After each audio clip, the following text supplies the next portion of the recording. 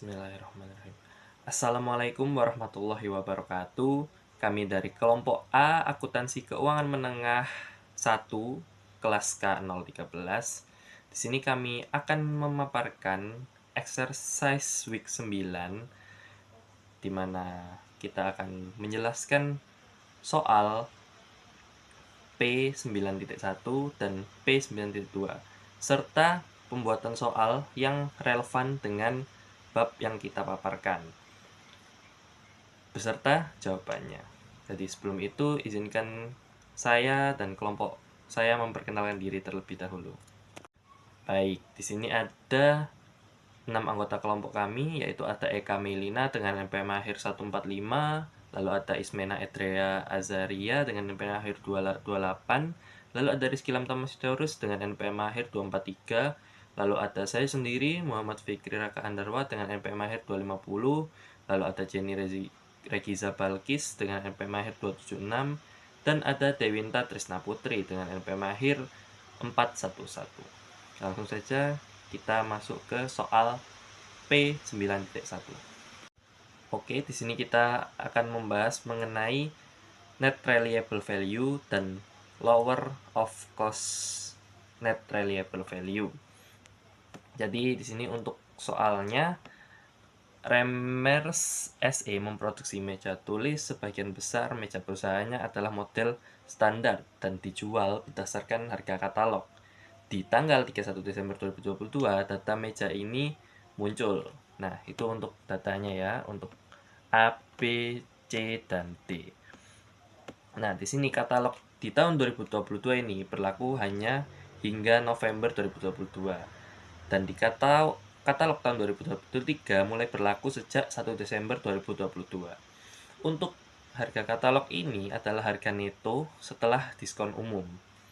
Untuk instruksinya, berapakah nilai yang harus dicantumkan untuk masing-masing dari keempat meja tersebut dalam persediaan perusahaan per 31 Desember 2022 dengan asumsi perusahaan menerapkan pendekatan lower of cost or net reliable value untuk penilaian persediaan berdasarkan item individual.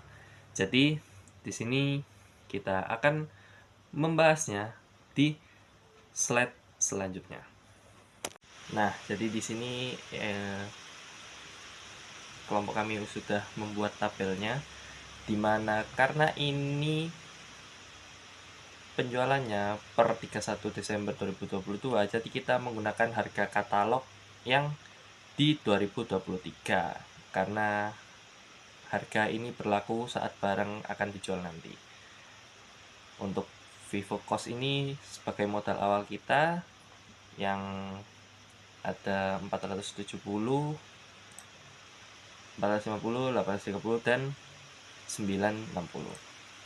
Lalu ada estimated cost to complete and sell.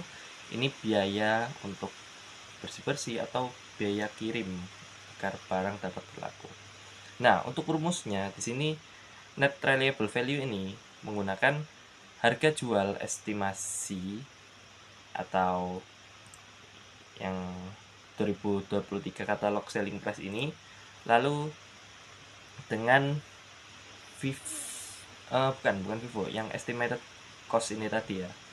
Nah, di sini satu persatu, di mana untuk yang A, NRV-nya sebesar 450.000. Ini didapat dari 500 dikurangi dengan estimated-nya yaitu sebesar 50. Jadi ketemu 450. Nah, di sini cost-nya sebesar 470 modalnya. Karena 450 ini lebih rendah, maka kita ambil yang 450. Lalu di yang B, NRV-nya sebesar 430, di mana 540 dikurangi dengan 110. Di mana hasil karena cost-nya ini 450, maka 430 yang lebih rendah dan kita pakai yang 430 di NRV-nya. Lalu untuk yang C, di sini NRV-nya sebesar 640, di mana katalog sebesar 900 dikurangi dengan estimated 260, ketemunya 640. Di sini cost-nya sebesar 830. Karena 640 lebih rendah, maka kita pakai yang 640 di NRV-nya. Nah, yang terakhir di tes D ada NRV-nya sebesar 1000. Nah, ini dapat dari 1200 dikurangi 200, maka hasilnya 1000. Jadi cost-nya lebih rendah 960. Nah, ini nanti itu dipakai di LC NRV. Nah, di sini untuk NRV-nya sebesar 960. Nah, setelah kita membandingkan satu persatu, total nilai yang persediaan harus muncul di laporan posisi keuangan ini adalah sebesar $204.80. Ini perhitungannya pakai yang LCNRV ya. Pada bagian ini saya akan menjelaskan mengenai penentuan nilai persediaan menggunakan metode LCNRV, yaitu Lower Cost or Net Realizable Value. Prinsip LCNRV mengharuskan perusahaan memilih nilai yang lebih rendah antara biaya perolehan dan NRV agar tidak melebih-lebihkan nilai aset. NRV dihitung dari harga jual dikurangi biaya penyelesaian dan penjualan. Dalam kasus ini digunakan harga jual tahun 2023 karena sudah berlaku pada tanggal 31 Desember tahun 2022. Setelah NRV dihitung, kemudian dibandingkan dengan cost. Untuk item A, B, dan C digunakan NRV karena lebih rendah yaitu 450, 430, dan 640, sedangkan item D menggunakan cost sebesar 960 karena lebih rendah. Total nilai persediaan yang diperoleh adalah sebesar 2.480. Selanjutnya kita akan masuk pada soal yang kedua, yaitu P9.2 mengenai LCNRV. Pada Garcia Home yang memiliki perusahaan dengan bahan-bahan aluminium siding, cedar shake, louvered glass door, dan juga thermal windows, di mana harganya atau costnya senilai 70.000 untuk aluminium dan juga cedar shake senilai 86.000, pada louvered senilai 112.000 dan thermal senilai 120.000, dan sales price-nya adalah pada aluminium siding senilai 64.000, pada cedar shake siding senilai 94.000, dan pada louvered glass door senilai 186.400, dan pada thermal windows senilai 154.800, dan pada net realizable value 56 untuk aluminium, cedar senilai 84.800, louvered glass nilai 168.300, dan thermal windows nilai 140.000, sehingga total yang didapatkan pada cost adalah 408. Pada sales price nilai 499.200, pada realizable value senilai 449.100, di mana yang ditanyakan adalah determinasi dari balance in allowance to reduce inventory net receivable, dan yang kedua pada bagian A yaitu for fiscal menggunakan loss method untuk mengetahui net receivable value, dan yang kedua adalah penjelasan mengenai rasional mengenai LCNRV. Kemudian kita akan masuk pada penyelesaian soal yang kedua, P9.2 pada bagian A.1, yaitu kita bisa melihat terdapat item cost dan juga LCNRV atau penyesuaian net receivable value, di mana aluminium siding yang digunakan pada cost tetap senilai 70.000, pada cedar shake tetap 86.000, sehingga menghasilkan saldo total senilai 408.000 euro.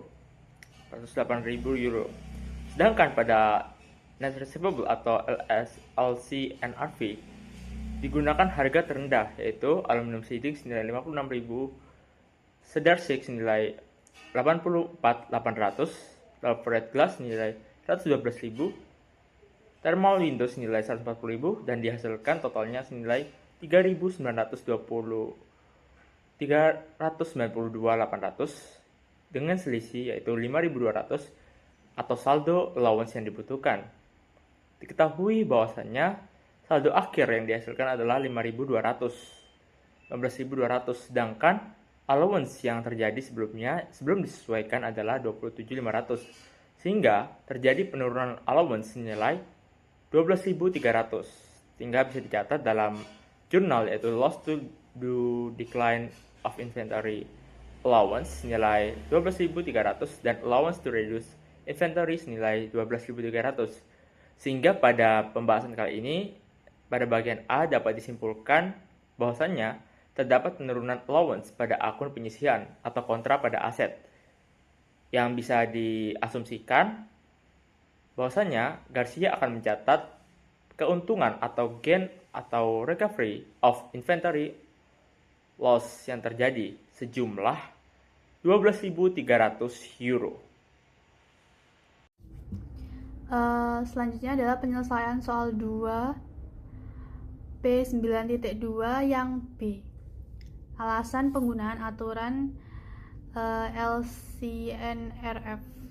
Jadi yang pertama itu adalah prinsip konservatisme, yaitu perusahaan itu tidak boleh mencatat aset lebih tinggi dari nilai manfaat ekonomi yang bisa dihasilkan di masa depan.